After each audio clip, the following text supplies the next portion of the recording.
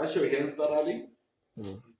Wear your gloves, your apron, your face shield, and any other additional PPE, depends on where exactly the scene is. Then you take your first aid box. You go to the scene. You don't just get straight to the scene because there can be presence of hazard. So you have to do hazard identification at a distance to check if the scene is safe for you to assess. Then if we see that the scene is safe, then we go closer. We just remove anything that can be a disturbance. Then we now have to approach to the casualty.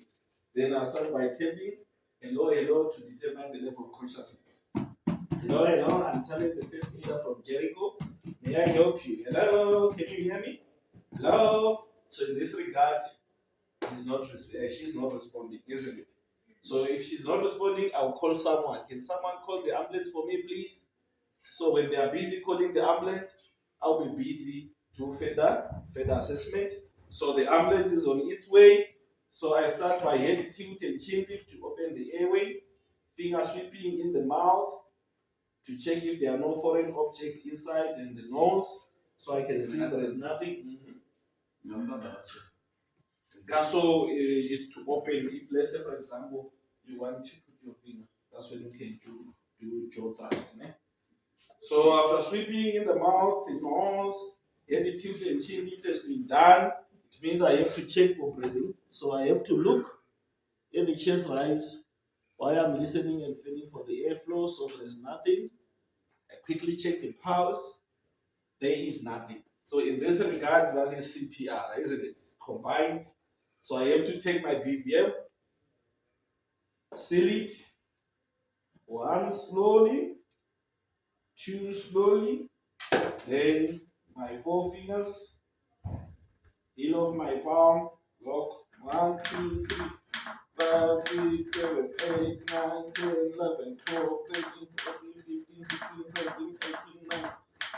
1, 2, 3, 4, 5, 6, 7, 8, 9, 30. So I repeat it. After 30, look, listen and feel. Check for pulse. No pulse. 2, 30. After 30 again, look, listen and feel. Check pulse. 2, 30. So we do 5 cycles per 2 minutes. So it's 5 cycles of 30 and 2 per 2 minutes. Then let us now assume that she's awake now. She's consciousness. If we're doing 5 cycles of 2 of are you fine? Is that okay? Okay, how are you feeling?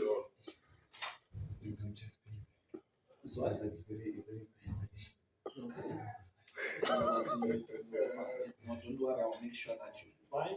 So I just want to do some further assessment and talent. And the person who was assisting you, you were unconscious.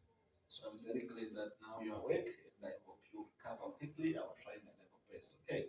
So can you give me consent to continue? Wonderful. So how are you feeling exactly? So what we have to do when we ask such questions, we have to record because we are looking at the signs and symptoms, isn't it? So I record. Are you allergic to anything? You are not allergic. Are you on any medication? Any past medical history you must be aware of? Did you eat anything? I just drank Coffee. Okay, all right, no, it's fine. So we record. Do you remember what exactly happened for you to be in this condition? last time I checked, I was just drinking tea. And then I was just sitting in the chair. That's when I. Oh, okay, all right. So I'm just going to do a bit of a further assessment with you just to check if everything is fine. Okay. So I'll start by checking your pulse, your breathing rate, your skin color, and your temperature. Okay. So let me just check your pulse. So we said when we are checking pulse, what do? We put a stopwatch for 15 seconds.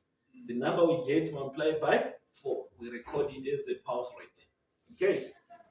Right. Then I check for breathing. I look at the chest rise, counting again for 15 seconds. The number we get multiplied by 4 as well. So I record, feel the temperature, so I can see it's warm, checking the overall skin color, so I can see it's fine.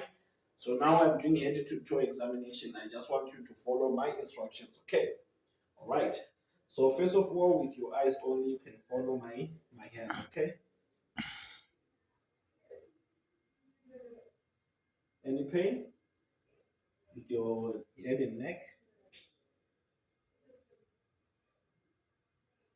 Any pain? No pain. Okay.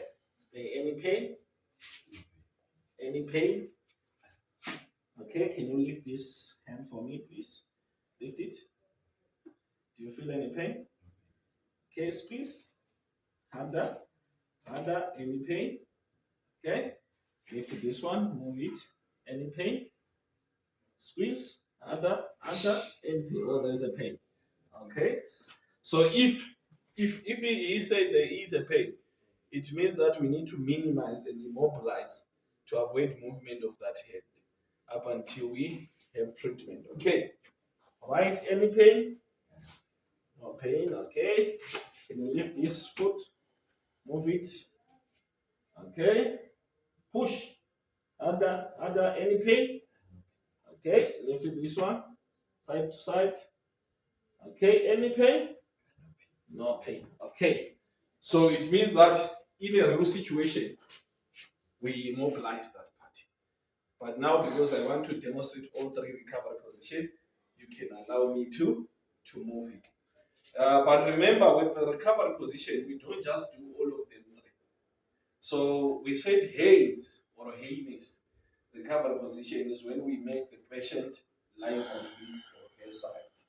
So we put people in that position after emergency birth, or those who have high chances of vomiting, or who have like nose and mouth bleeding, that there is a chance that they can bleed again. So we place them in that Haynes recovery position. Epilepsy, that Haynes recovery position. So Haynes recovery position, in most cases, it's only that we don't have space here. If there is no injuries, we normally have to lie them with their left side. Okay. But now let me just do this way. But why the left side? Why not the right? Now remember, our heart is at the center, but the more piece protrude much into the. Okay. All right. Take from this side. Then I have to take this hand because now I'm assuming there's no pain. Yeah, this one is just to protect the ear. Then I have to roll him over to the side. Okay.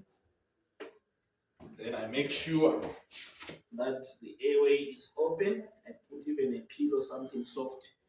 Then this is Haynes recovery position. Then let us say it's in a situation where a person has got injuries, like he was experiencing bleeding. We know that bleeding in most cases, we said it leads to what? Hypovolemic shock. So we treat for shock. So any injuries which result in bleeding, treat for shock. Shock itself, we treat for shock. Fainting again is the same position that I'm going to demonstrate now. So the shock recovery position, I think I've mentioned which types of patients do we place in the shock.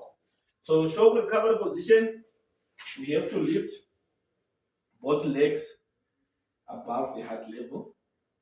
Why? Is to allow blood flow towards the vital organs where it is needed most. So in this regard, it's the brain and the heart. So in this regard, can you not also lift the hands? No need. Yes. So when we do this, if it is shock, we take a blanket and cover up until to the chest level. That is why in your first aid box you have your first aid blanket. You use that one. The gold part on top, right? The silver is showing that the person is normal. All right. So this is it. If it is fainty, you don't cover. Okay. Wonderful. Then, in a situation where a person was suffering from heart attack, stroke, diabetes, we have to making sure that we place them in the semi-sitting recovery position. So it's a half-seated position. So we have to make sure that they are in their half-seated position in case they vomit. Then you can even put something to support. Then you cover with a blanket to maintain body temperature. So this is the semi-sitting recovery position. Okay, thank you. So those are the stages. Oh. The bandaging will be on its own separate party.